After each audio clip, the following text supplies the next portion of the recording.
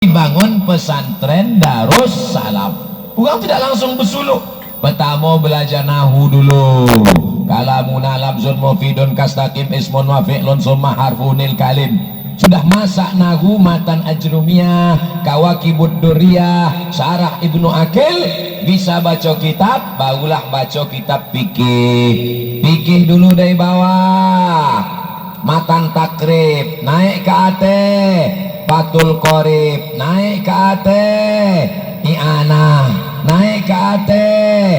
Barulah Qalyubi wa Umairah kadia, Raudatul Talibin wa Umdatul Muftin. Apakah Majmu' Syarah Muhazzab. Lanjut pula ini barulah masak fikih.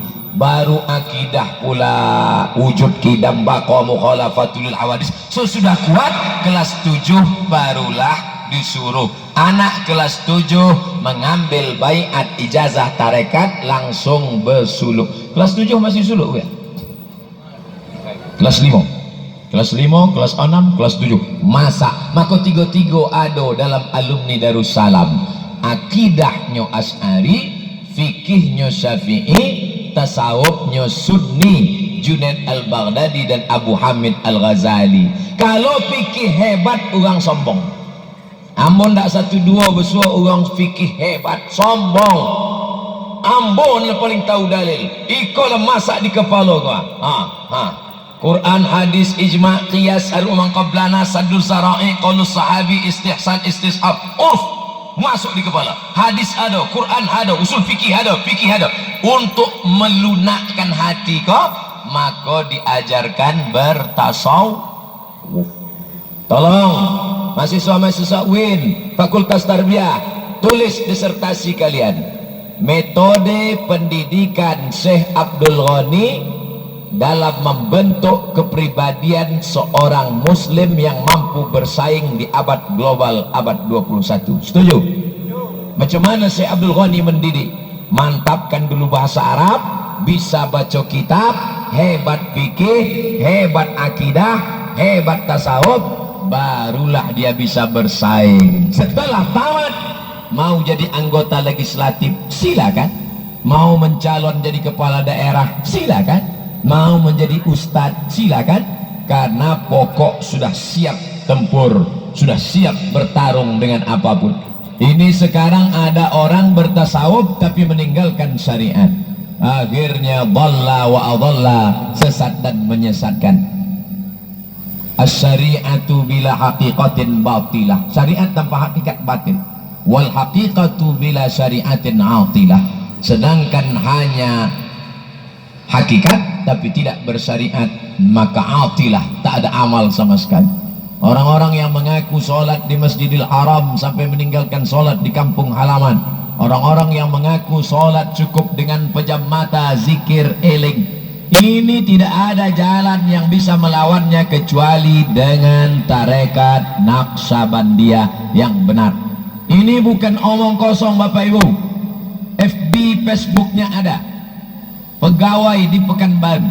Ustadz Somad tolong baca FB-nya. Apa isinya? Ambo baca dengan mata kepala. Allah menciptakan aku, bukanlah dia menyuruh aku menyembahnya, tapi Allah menciptakan aku karena dia ingin bersemayam dalam diriku. Iko hulul, menyatu dengan Allah Ta'ala. Maka Tuan Guru awak Syekh Abdul Ghani tak pernah mengajarkan itu. Syekh Alaidin tak pernah mengajarkan itu. Pernah Syekh Abdul Ghani meninggalkan sholat? Ada riwayat Syekh Aidarus meninggalkan sholat? Murid-muridnya ijma' semua, mereka mengajarkan tasawuf sunni, bukan tasawuf falsafi, bukan manunggaling kaula gusti, bukan sholat yang eling saja. Ustadz Somad, saya pergi ke sebuah pulau, sampai di sana saya ikut tasawuf. Ketika azan berkumandang, hayya 'alas shalah, saya tengok guru saya tak sholat, maghrib tak sholat, isya tak sholat. Saya tanya murid-murid senior, kenapa guru tak sholat? Sholatnya sudah putus, sholat batin. Tak seimbang antara syariat dengan hakikat. Ini mesti seimbang. Syariat, hakikat, tarekat, makrifat. Syariatnya sampan, lautnya hakikat laut.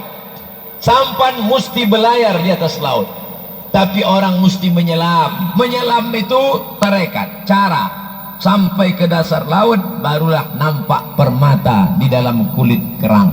Nah, inilah dia. Oleh sebab itu maka mengukir yang paling indah menggambarkan ini adalah naqsh. Bahasa Arabnya naqsh, naqsyabandi, orang yang paling pandai menggambarkan syariat, hakikat, tarekat, ma'rifat. Sampannya syariat, lautnya hakikat, berenang itu tarekat, permata dalam kulit kerang itu ma'rifat. Tapi jangan baru bersuluk 2 hari sudah mengaku dapat ma'rifat.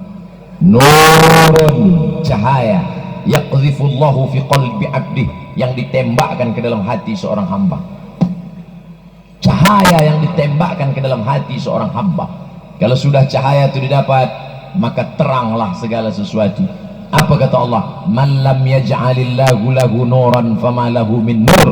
Siapa yang tak mendapat cahaya, jangan percaya pada mata. Jangan percaya pada mata. Pergilah ke tepi danau, tengok kayu di samping danau bengkok. Kayu di samping danau bengkok. Nampak kayu di tepi danau bengkok, tapi begitu ditarik bengkok apa lurus? Lurus. Mata tertipu. Nampak dari jauh macam air, begitu didekati rupanya fata morgana. Mata tertipu. Tapi ada yang tak bisa ditipu. Apa dia? Hati yang bercahaya. Oleh sebab itu seimbangkan antara syariat dengan hakikat, maka Allah akan memberikan itu, insyaallah. Amin. Syekh Abdul Ghani anaknya soleh-soleh, Syekh Abdul Ghani kaya. Syekh Abdul Ghani melanjutkan tradisi suluk sebagai pendidikan jasmani rohani seimbang, dan Syekh Abdul Ghani menanamkan seimbang antara syariat dengan ma'rifat hakikat. Yang terakhir, apa yang ingin Ustaz Somad sampaikan yang terakhir, Syekh Abdul Ghani sudah berbuat untuk hidupnya. Harimau mati meninggalkan belang, gajah mati meninggalkan gading, Abdul Somad mati meninggalkan YouTube. Ibu insya Allah kalau mati akan meninggalkan anak-anak yang mendoakan ibu, Rabbi firli wali walidayya warhamhuma kama rabbayani shaghira. Bapak kalau meninggal insya Allah akan meninggalkan ibu-ibu yang akan diambil oleh brownies, berondong manis.